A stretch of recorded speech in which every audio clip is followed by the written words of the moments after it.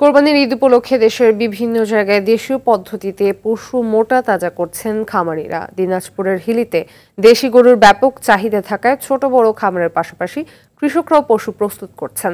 গাজীপুরে দেশি গরুর পাশাপাশি তৈরি করা হচ্ছে বিদেশি জাতের বড় আকারের গরু। এবার জেলাটির কোরবানির হাটে আলোড়ন সৃষ্টি করেছে ভাওয়াল রাজ। এদিকে কুমিল্লায় কোরবানির জন্য 2.5 লাখ পশু প্রস্তুত করা হলেও চোরাই পথে আসা পশু নিয়ে দুশ্চিন্তায় খামারিরা। প্রতিনিধিদের তথ্যচিত্রে বিস্তারিত নুসরাত জাহানের রিপোর্টে।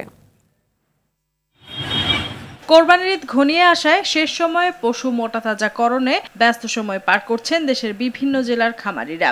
দেশীয় গরুর ব্যাপক চাহিদা থাকায় হিলির খামারিরা দিনরাত এক করে দেশীয় পদ্ধতিতে গরু তৈরি করছেন। ওয়ালটন ফ্রিজ কিনে অনেকের মতো আপনিও হয়ে যেতে পারেন মিলেনিয়াল। সেরা পণ্যের সেরা অফার।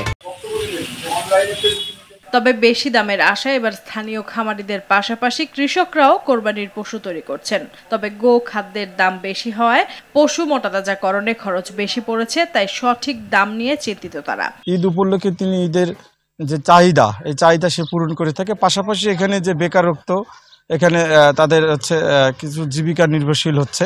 আশা ব্যক্ত আমি সরকারের কাছে এবার যে ভারত থেকে গরু নিবে না, কেন আমরা দেশের লোক বহুত গরু আছে, বাংলাদেশে যে গরু না এরকম না ভাই। এদিকে গাজীপুরের খামারগুলোতে দেশি জাতের পাশাপাশি লালন পালন করা হচ্ছে বিদেশি জাতের বড় আকারের গরু।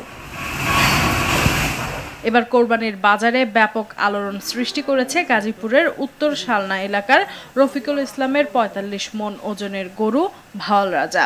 এর দাম হাঁকা হচ্ছে 15 লাখ টাকা। 4 বছর ধরে লালন পালন করতেছি। এই গরুটাকে খাওয়াচ্ছি হচ্ছে আমরা কাঁচা ঘাস, খড় আর গমের ভুসি। পরিবারের সন্তানকে যেভাবে লালন পালন করতে হয় সেভাবে লালন পালন করছি, আদর যত্ন করে কিছু খাওয়াই, পুরা ভুসি খাওয়াই, ফলমূল খাওয়াই, দুধের জাউ রান্না করে খাওয়াই। কুমিল্লায় কোরবানির জন্য প্রস্তুত করা হয়েছে 2.5 লাখ পশু। এর মধ্যে খামারি এবং কৃষকরা বিভিন্ন হাটে পশু তুলতে শুরু করেছেন।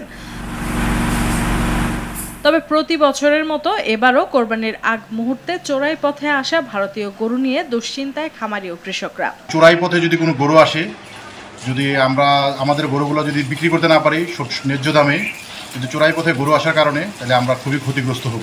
কুমিল্লা 500 খামারির গরু এবার ঈদের চাহিদা পূরণ করবে।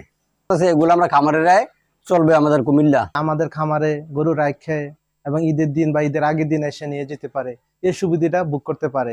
চাহিদা মিটিয়ে এবার অনেক পশু উদ্ধৃত থাকবে বলছে জেলা প্রাণী সম্পদ অধিদপ্তর। নুসরাত জাহান, RTV।